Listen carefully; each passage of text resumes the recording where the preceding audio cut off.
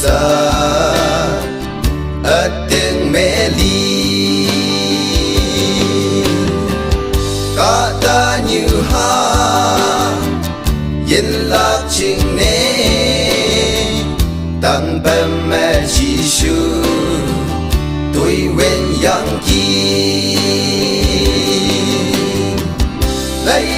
ở nước cả ta là chính nê libu Krista this is our sibu Giêsu Krista ilibu tâm man yên tâm itang peme emo wante Giêsu iba de yop yang ki opa ate hang hi tui miang le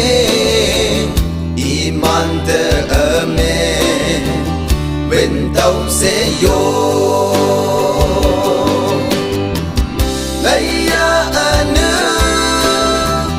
kata la chine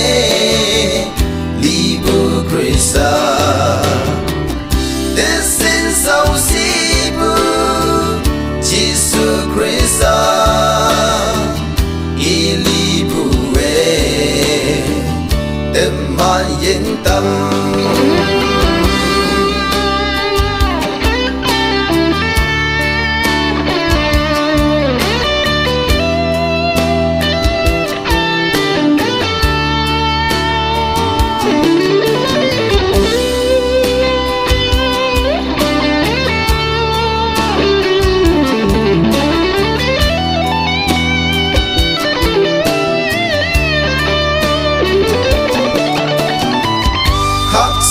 Pu ba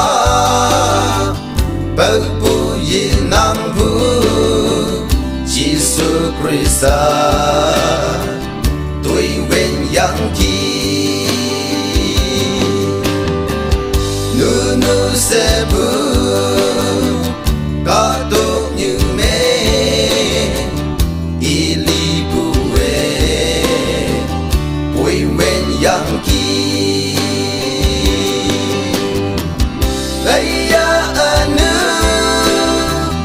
kata la chine